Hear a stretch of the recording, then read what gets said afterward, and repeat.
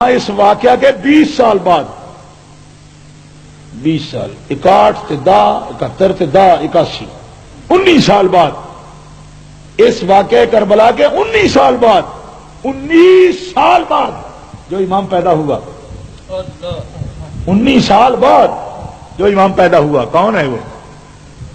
امام الائمہ سراج الامہ کاشف الغمہ امام اعظم ابو حنیفہ نعمان ابن ثابت۔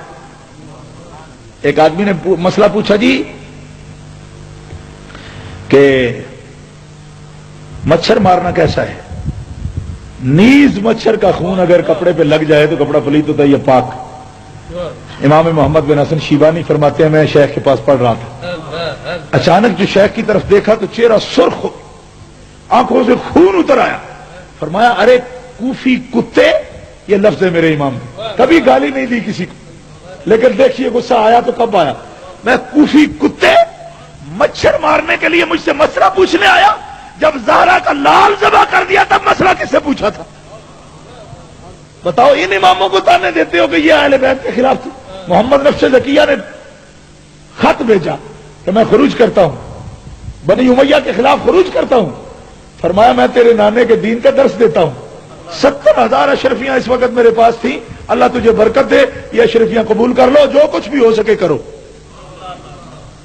سادات کرام کا کبھی ساتھ نہیں چھوڑا، اور بے غیرت جیل شانے جو اپنے آپ کو کہلاتے ہیں اس امام کے بھی خلاف بولتے جی، جس امام کا امام محمد باقر عالم الہدا حضرت امام زین العابدین کا بیٹا، جس نے امام ابو حنیفہ کا ماتھا چوما اور چوم کے کہا اللہ تجھے عمر میں تیری برکت دے، تو نے تو میرے نانے کے دین کو زندہ کر دیا۔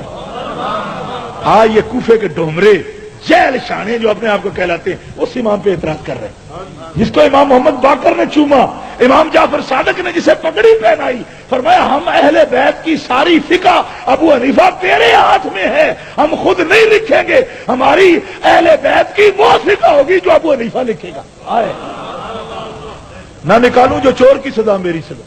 امام جعفر صادق نے جس کی فقہ کو اپنی فقہ کہا، امام محمد باقر امام زین العابدین کے بیٹے نے جس کا ماتھا چوما،